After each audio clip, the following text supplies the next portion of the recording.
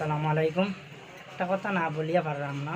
গত 2 দিন থেকে দেখলাম যে সিলেট জেলা প্রশাসক মহোদয় সারোয়ার আলম স্যারকে নিয়ে যেসব কার্যকলাপ চলতেছে, দুর্নীতি বাদ লোক যারা তাকে সিলেট থেকে বিতাড়িত করতে চাচ্ছেন, আসলে কি বাংলাদেশে এডুকেটেড পার্সন যারা আছেন তাদেরকে তাদের জ্ঞান বা যেসব প্রায়োগিক সরকারি কাজকর্ম আছে সেগুলো যদি পর্যবেক্ষণ করেন, সঠিকভাবে কাজ করে সম্পূর্ণ করেন, একটি দেশকে এগিয়ে নিতে চান, সেই বিষয়টি তো অত্যন্ত ভালো এবং আমাদের গর্বের বিষয় যে আমাদের সিলেট জেলায় অনেক কিছু ডেভেলপ হচ্ছে একজন কর্মকর্তার মাধ্যমে।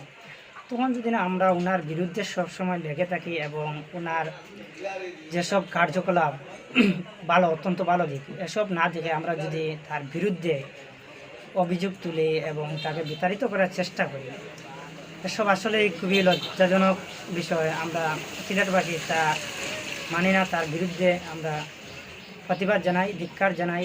বর্তমান সরকার, বাংলাদেশের যে বিএনপি সরকার, তারেক রহমান, উনি কি প্রশাসন কর্মকর্তা, একজন প্রশাসন কর্মকর্তা, ওনাকে এভাবে তড়িৎ গতিতে বিতাড়িত করার সিদ্ধান্ত নেওয়াটা আসলে কি সঠিক? উনি সিলেট জেলার বিভিন্ন কার্যক্রম, বিভিন্ন উন্নয়নমূলক কাজে সর্বদা সোচ্চার। যিনি চাচ্ছেন সিলেটকে একটি মডেল আধুনিক ডিস্ট্রিক্ট হিসাবে গড়ে তুলতে এবং দুর্নীতি চাঁদাবাজের বিরুদ্ধে সবসময় কাজ করতে। যারা খুন, লুট, অপহরণ ইত্যাদি বিভিন্ন খারাপ কাজের সাথে জড়িত, তাদের বিরুদ্ধে তিনি অ্যাকশন নেওয়ার কারণে আজ আমরা সিলেটবাসী ওনাকে বিতাড়িত করতে চাচ্ছি। আসলে এই বিতাড়িত করার পিছনে কে বা কারা জড়িত? নাকি বিএনপি বাধ্যতামূলকভাবে সারোয়ার আলম স্যারকে সিলেট থেকে বিতাড়িত করছে? নাকি তার পিছনে কোনো রহস্যময় কারণ আছে যে উনি থাকলে সিলেটে এমন কিছু কার্যকলাপ আছে যা জনগণে জানতে পারলে সমস্যা বা জনগণকে জবাবদিহিতা বর্তমান সরকারকে করতে হবে, এরকম কোনো সিচুয়েশন যদি থাকে?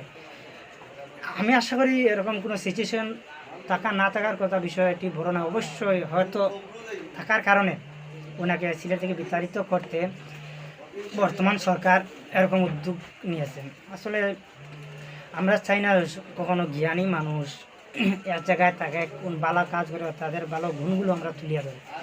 এসব না করে যখন সাদাবাজ, লুটবাজরা তাদের পকেট বাড়ি করার জন্য উঠে পড়ে দাঁড়ায়, তখন জায়গায় একজন শিক্ষিত মানুষ, ভালো, ভদ্র এবং ন্যায়পরায়ণ ব্যক্তি, যার কারণে তারা লুটপাট করতে পারছে না এবং অপহরণ, চাঁদাবাজি, বিভিন্ন